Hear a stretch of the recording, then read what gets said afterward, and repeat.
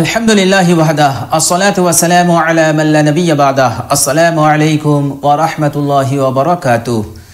প্রিয় দর্শক, কাছে দূরে দেশ ও বিদেশে যে যেখানেই অবস্থান করছেন সকলকে জানাই আমি আমার আন্তরিক সালাম, শুভেচ্ছা, অনেক অনেক অভিনন্দন। প্রিয় দর্শক, একটি হাদিস আছে যে হাদিসের মধ্যে বলা হয়েছে যে দিবা রাত্র কোন সময় বান্দার দোয়াকে আল্লাহ পাক কবুল করে নেন।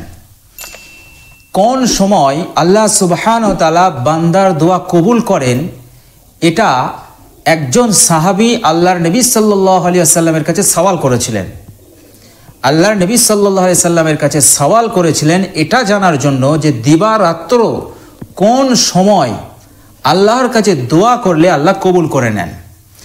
যিনি সওয়াল করেছিলেন তিনার নাম হচ্ছে হযরত আবু উমামা রাদিয়াল্লাহু তাআলা আনহু। তিনি নিজেই হাদিস বর্ণনা করছেন যে আমি এক সময় আল্লাহর নবী সাল্লাল্লাহু আলাইহি সাল্লামকে জিজ্ঞাসা করলাম যে ইয়া রাসূলুল্লাহ, কোন সময় আল্লাহ সুবহানাহু ওয়া তাআলা বান্দার দোয়াকে কবুল করে নেন। তখন আল্লাহর নবী সাল্লাল্লাহু আলাইহি সাল্লাম আবু উমামাকে বলেছিলেন যে হে আবু উমামা, আল্লাহ পাক বান্দার দোয়া যে সময় কবুল করেন সেই সময়টা হচ্ছে জাওফুল লাইলিল আখিরি, অর্থাৎ রাতের শেষ অংশে তাহাজ্জুদের সময়। তাহাজ্জুদের সময় বান্দা যখন আল্লাহ সুবহানাহু ওয়া তাআলার কাছে দোয়া করেন নিজের জিন্দেগির প্রয়োজন নিয়ে, দুনিয়ার হাজত নিয়ে, পরকালের হাজত নিয়ে, আল্লাহ সুবহানাহু ওয়া তাআলা তার দোয়াকে সঙ্গে সঙ্গে কবুল করে নেন। বিশ্বনবী সাল্লাল্লাহু আলাইহি ওয়াসাল্লাম আবু উমামাকে বললেন, হে আবু উমামা, এক হচ্ছে তাহাজ্জুদের সময়, আরেকটা হচ্ছে দুবুরুস সালাওয়াতিল মাকতুবাতি।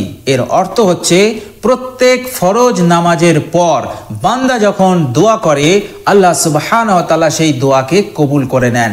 সরাসরি সঙ্গে সঙ্গে আল্লাহর নবী সাল্লাল্লাহু আলাইহি ওয়াসাল্লাম বললেন দুবুরুস সালাওয়াতিল মাকতুবাতি।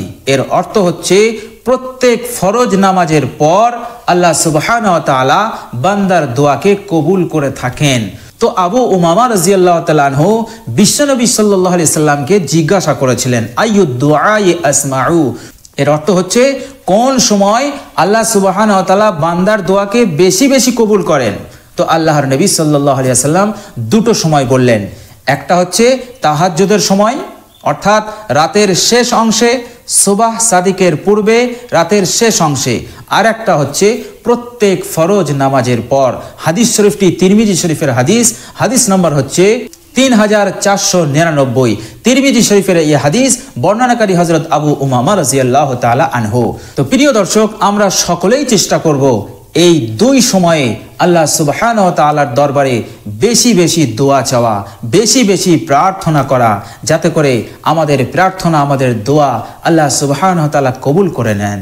আর যখনই আমরা দোয়া চাইব তখন আমরা ইহকাল এবং পরকালের কামিয়াবির দোয়া চাইব। শুধু ইহকালের কামিয়াবি চাইব না, পরকালেরই কামিয়াবি চাইব।